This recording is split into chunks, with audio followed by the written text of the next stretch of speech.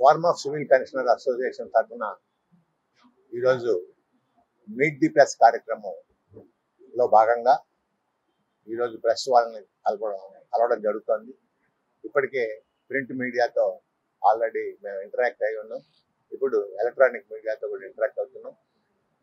ముఖ్యంగా validation act అనే దాన్ని ప్రభుత్వం ఈ ఏడాది మార్చిలో 25వ తారీఖున పార్లమెంట్లో ప్రవేశపెట్టి కేవలం 4 రోజుల్లో హడావిడిగా దాన్ని ఆమోదింపజేసుకొని ఒక చట్టాన్ని తయారు చేసి ఒక జీవోని పాస్ చేసి ఈ పెన్షనర్ల యొక్క హక్కుల్ని నష్టం కలిగే విధంగా ఆ చట్టం ఉంది. కాబట్టి ఆ రకమైన హడావిడి చర్యల్ని, ఆ రకమైన పెన్షనర్ వ్యతిరేక చర్యల్ని నిరసిస్తూ దేశంలో ఉన్నటువంటి అన్ని పెన్షనర్ సంఘాలు కేంద్ర ప్రభుత్వం నుంచి ఎవరైతే పెన్షన్ తీసుకుంటా ఉన్నారో వాళ్ళందరికీ కూడా ఈ చట్టం ద్వారా నష్టం జరగబోతా ఉంది.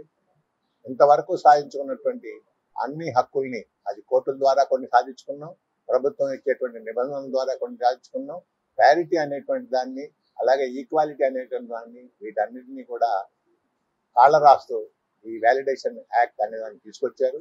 దీన్ని పెన్షనర్స్ అనేటువంటి వాళ్ళు ఎవరైతే ఉన్నారో వాళ్ళందరూ కూడా సుప్రీంకోర్టు తీర్పు ప్రకారం ఒకటే క్లాసు, వీళ్ళని విభజించకూడదు అన్నది సుప్రీంకోర్టు తీర్పుల యొక్క సారాంశం.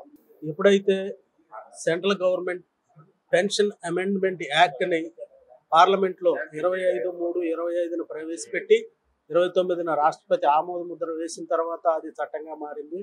దాని ద్వారా దేశంలో ఉన్నటువంటి సివిల్ పెన్షనర్స్కి అందరికీ కూడా చాలా తీవ్రమైన నష్టం జరుగుతుంది.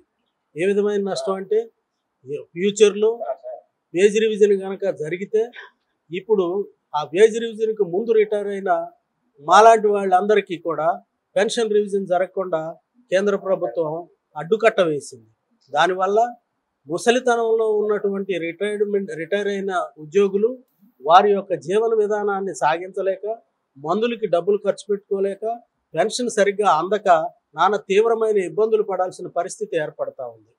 ఇదే విధంగా ఈ కేంద్ర ప్రభుత్వం దొడ్డిదారిలో పెన్షన్ యొక్క ఈ సవరణ చట్టాన్ని ఫైనాన్స్ బిల్లులో కలిపి తీసుకొచ్చి దానికి ఎదురు మాట్లాడే అపోజిషన్ అనేది పార్లమెంట్లో లేకుండా దీన్ని కట్టడి చేస్తూ వాళ్ళు దాన్ని పాస్ చేశారు. ఇది చాలా దుర్మార్గమైనదిగా దేశంలో ఉన్నటువంటి 40 లక్షల మంది పెన్షనర్స్ భావించారు. సహజ న్యాయ సూత్రాలకు విరుద్ధంగా రాజ్యాంగ ధర్మాసనం ఇచ్చినటువంటి తీర్పునికి వ్యతిరేకంగా కేంద్ర ప్రభుత్వం దుర్మార్గంగా 29/3/2025న వాలిడేషన్ ఆఫ్ పెన్షన్ 2025 యాక్ట్ని తీసుకురావడం జరిగింది. దీనిలో ముఖ్యంగా రేపు 8వ వేతన సంఘం ఆచరణలోకి వచ్చినప్పటి నుంచి ఆ పెన్షనర్లకి ఒక రివిజను, అంతకు ముందు ఉన్నటువంటి పెన్షనర్లకి రివిజన్ లేదు అని చెప్పని దీనిలో చెప్పబడింది.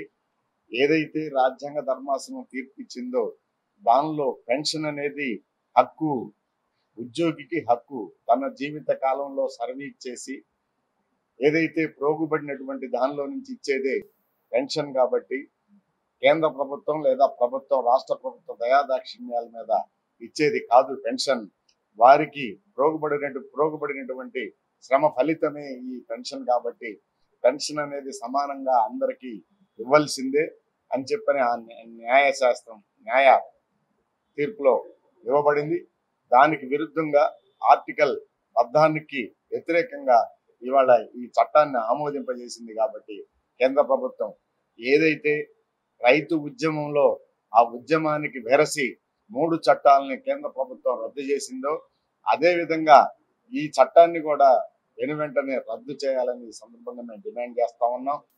ఒరిజినల్ గా ఇప్పుడు ఈ వాలిడేషన్ బిల్లు వల్ల ప్రస్తుతం ఉన్న సెంట్రల్ పెన్షనర్స్ దాదాపు 60 లక్షల పైన ఉన్నారు. కేంద్ర ప్రభుత్వ ఉద్యోగులు కూడా దాదాపు 43 నుంచి 45 లక్షల మంది ఉన్నారు. అంటే దాదాపు 1,20,00,000 మంది కుటుంబాలు ఈ వాలిడేషన్ బిల్లు వల్ల ఎఫెక్ట్ అవుతున్నారు.